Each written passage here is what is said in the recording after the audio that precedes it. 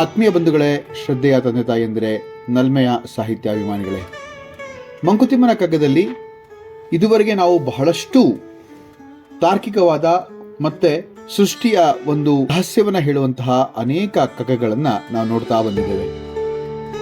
ಈ 103ನೇ ಕಗ್ಗದಲ್ಲೂ ಕೂಡ ಅದೇ ತರನಾದಂತಹ ಜೀವನಕ್ಕೆ ಮತ್ತೆ ಜ್ಞಾನಕ್ಕೆ ಸಂಬಂಧಿಸಿದ ವಿಚಾರವನ್ನ ಹೇಳುವಂತಹ ಪ್ರಯತ್ನವನ್ನ ಇಲ್ಲಿ ಡಿ.ವಿ.ಜಿ ಅವರು ಮಾಡ್ತಾ ಇದ್ದಾರೆ. ಡಿ.ವಿ.ಜಿ ಅವರ ಹಿಂದಿನ ಅನೇಕ ಕಗ್ಗಗಳಲ್ಲಿ ನಾವು ಜ್ಞಾನದ ವಿಚಾರವಾಗಿ ಕೇಳಿದ್ದೇವೆ. ಆ ಜ್ಞಾನದ ವಿಚಾರವಾಗಿ ಇರುವಂತಹ ಅನೇಕ ಕಗ್ಗಗಳಲ್ಲಿ ಒಂದಷ್ಟು ವಿಚಾರವನ್ನ ಸೃಷ್ಟಿಕರ್ತನ ಬಗ್ಗೆ ಹಾಗೂ ಇನ್ನಷ್ಟು ವಿಚಾರವನ್ನ ಮನುಷ್ಯನ ಒಂದು ನಡವಳಿಕೆಯ ಬಗ್ಗೆ ಹೇಳ್ತಾ ಹೋಗ್ತಾರೆ. ಈ ಒಂದು ಕಗ್ಗದಲ್ಲಿ ನಾವು ನೋಡುವಂತಹ ಅನೇಕ ಚಿತ್ರವಾದಂತಹ ಸಂದರ್ಭಗಳಲ್ಲಿ ಮನುಷ್ಯ ಹೇಗೆ ವರ್ತನೆ ಮಾಡ್ತಾನೆ, ಜ್ಞಾನ ಮತ್ತು ಅಜ್ಞಾನಗಳ ಒಂದು ವಿಚಾರವಾಗಿ ಮನುಷ್ಯನ ನಿಲುವೇನು, ಜ್ಞೇಯ ಮತ್ತೆ ಆಗ್ನೇಯಗಳ ವಿಚಾರವಾಗಿ ಇಲ್ಲಿ ಸುಂದರವಾಗಿ ಡಿ.ವಿ.ಜಿ ಅವರು ಹೇಳ್ತಾ ಹೋಗ್ತಾರೆ.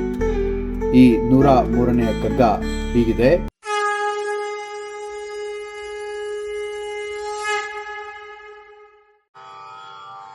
ಜ್ಞೇಯದ ದ್ವೀಪಕಜ್ಞೇಯಾಬ್ಧಿಯಾವರಣ ಕಾಯಕದ ಗಿರಿಗೆ ಮಾನಸದ ಭ್ರಪಟಲ ಮೇಯವನು ಬಗೆದೇನ ಮೇಯ ಸುತ್ತಲು ಮಿರಲು ಮಾಯೆಯೀ ಮಿಶ್ರಣವೋ ಮಂಕುತಿಮ್ಮ ಮಂಕುತಿಮ್ಮ.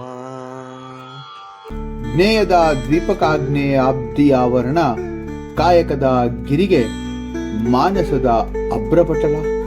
ಇದರ ಒಂದು ವಾಕ್ಯದ ಅರ್ಥವನ್ನ ನೋಡಬೇಕು ಅಂತಂದ್ರೆ, ನಿಜವಾದ ತಿಳಿಯಲೇಬೇಕಾದಂತಹ ಸತ್ಯ ಅಂದ್ರೆ ಜ್ಞೇಯ ಅಂತಾರಲ್ಲ, ಅದು ಒಂದು ದ್ವೀಪದಂತೆ ಇದೆ.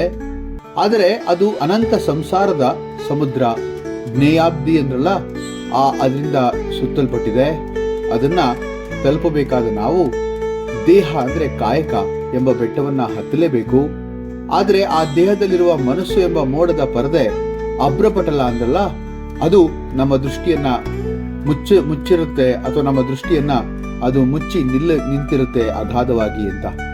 ಈ ದೇಹ, ಮನಸ್ಸು, ಸಂಸಾರ ಇವೆಲ್ಲ ಸೇರಿ ಮಾಯೆಯ ಮಿಶ್ರಣ ಅಂತಂದ್ರೆ ತಪ್ಪಾಗಲ್ಲ. ಇದನ್ನು ಗ್ರಹಿಸಲು ಪ್ರಯತ್ನಿಸುವಂತಹ ಮನುಷ್ಯ ಯಾವಾಗಲೂ ಕೂಡ ಗಾಬರಿ ಆಗ್ತಾನೆ. ಅದಕ್ಕೆ ಡಿ.ವಿ.ಜಿ ಅವರ ಈ ಒಂದು ಪ್ರಶ್ನೆ.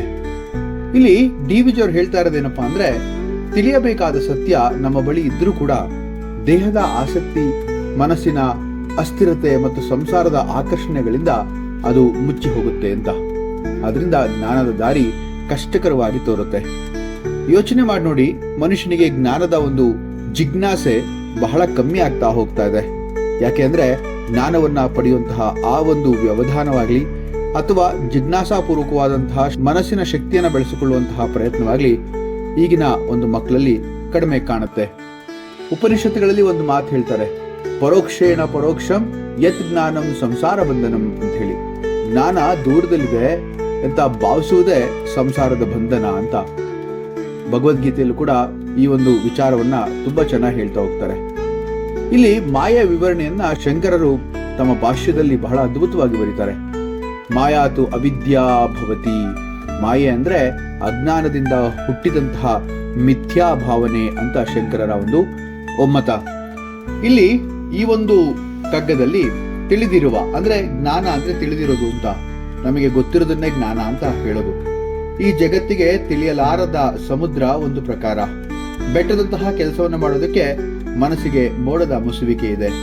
ನಮ್ಮ ಸುತ್ತಮುತ್ತಲಿನ ಪ್ರಪಂಚದಲ್ಲಿ ನಮ್ಮ ಎಣಿಕೆಗೆ ಸಿಗಲಾರದ್ದು ಬಹಳಷ್ಟು ಇರುವಾಗ ಎಣಿಕೆಗೆ ಸಿಗುವುದನ್ನ ಎಣಿಸಿ ಏನು ಫಲ? ಈ ಮಿಶ್ರಣವು ಒಂದು ಮಾಯೆ ಅಲ್ವೇ? ಇಲ್ಲಿ ಬಹಳ ಸುಂದರವಾಗಿ ಇನ್ನೊಂದಷ್ಟು ವಿಚಾರಗಳನ್ನ ಇಲ್ಲಿ ಡಿ.ವಿ.ಜಿ ಅವರು ಹೇಳ್ತಾ ಹೋಗ್ತಾರೆ. ನಮಗೆ ಅಂದ್ರೆ ಸಾಧಕನಿಗೆ ಸತ್ಯ ಬೇಕಿದೆ, ಅಂದ್ರೆ ಆಂತರಿಕ ಶಾಂತಿ, ತೃಪ್ತಿ ಅಂತೀವಲ್ಲ ಅದು. ಆದರೆ ಸಂಸಾರದ ಕಾಯಕಗಳು ಬೆಟ್ಟದಂತೆ ನಮ್ಮನ್ನ ಹಿಡಿದುಕೊಂಡ್ಬಿಟ್ಟಿದೆ. ಅದನ್ನೇ ನಾವು ಭವಸಾಗರದಲ್ಲಿ ಸಿಲುಕಿರುವಂತಹ ನಾವುಗಳು ಅಂತ ಹೇಳುವಂಥದ್ದು. ಇಲ್ಲಿ ಸಂಸಾರದ ಬಂಧನದಲ್ಲಿ ಇಂದ್ರಿಯ ನಿಗ್ರಹ ಮತ್ತೆ ಮನಸ್ಸಿನ ಒಂದು ಭ್ರಮೆಯನ್ನ ಹೋಗ್ಲಾಡಿಸುವಿಕೆ ಇವೆಲ್ಲವೂ ಕೂಡ ಅತಿ ಪ್ರಮುಖ ಅಂತ ಹೇಳ್ತಾರೆ. ಭಗವದ್ಗೀತೆಯಲ್ಲೂ ಕೂಡ ಅನೇಕ ವಿಚಾರಗಳನ್ನ ಶ್ರೀಕೃಷ್ಣ ಅರ್ಜುನನಿಗೆ ಉಪದೇಶ ಮಾಡ್ತಾ ಹೇಳ್ತಾನೆ. ಎಲ್ಲಿಯ ತನಕ ಇಂದ್ರಿಯ ನಿಗ್ರಹವಾಗಲ್ವೋ ಅಲ್ಲಿಯ ತನಕ ಅವನು ಒಬ್ಬ ಯೋಗಿ ಆಗಲ್ಲ, ಒಳ್ಳೆಯ ಶಿಷ್ಯ ಆಗಲ್ಲ ಅಂತ ಹೇಳ್ತಾನೆ ಕೃಷ್ಣ. ಜ್ಞಾನದಾರಿಯಲ್ಲಿ ಇರುವಂತಹ ದೊಡ್ಡ ಅಡೆತಡೆ ಅಂತಂದ್ರೆ ದೇಹದ ಆಸಕ್ತಿ ಮತ್ತೆ ಮನಸ್ಸಿನ ಅವಿಚ್ಛಿನ್ನ ಚಲನಶೀಲತೆ ಅಂತ ಹೇಳ್ಬೋದು. ಅದ್ರ ಜೊತೆಗೆ ಸಂಸಾರದ ಆಕರ್ಷಣೆ ಏನಾದ್ರೂ ಸೇರ್ಬಿಟ್ರೆ ಅದು ದೊಡ್ಡ ಮಾಯೆಯಾಗಿ ಒಂದು ದೊಡ್ಡ ಅಭ್ರಪಟಲವಾಗುತ್ತೆ. ಮತ್ತೆ ಮನಸ್ಸನ್ನ ಹೊಕ್ಕಿ ಅದನ್ನ ಆವರಿಸ್ಕೊಂಡು ಅಜ್ಞಾನವೇ ಮುಂದೆ ಕಾಣುವಾಗ ಮಾಡುತ್ತೆ.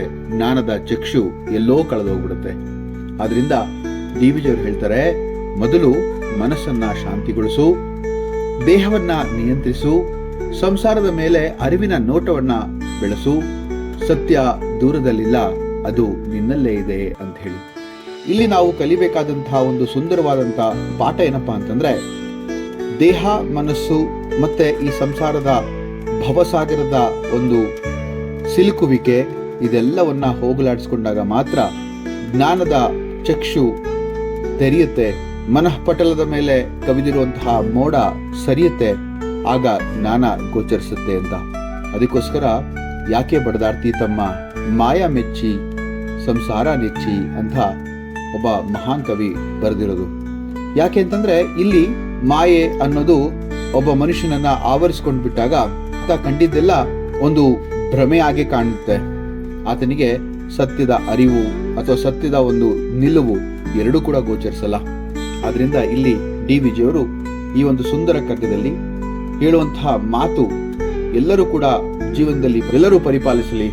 ಈ ಒಂದು ಕಗ್ಗ ಜ್ಞೇಯದ ದ್ವೀಪಕ ಜ್ಞೇಯ ಅಬ್ದಿ ಆವರಣ, ಕಾಯಕದ ಗಿರಿಗೆ ಮಾನಸದ ಅಭ್ರಪಟಲ, ಮೇಯವನು ಬಗೆದೇನ ಮೇಯ ಸುತ್ತಲೂ ಮಿರಲು, ಮಾಯೆಯಿ ಮಿಶ್ರಣವೋ ಮಂಕುತಿಮ್ಮ, ಮಾಯೆಯಿ ಮಿಶ್ರಣವೋ ಮಂಕುತಿಮ್ಮ ಅಂತ ಹೇಳಿ ಈ ಒಂದು ಕಗ್ಗ.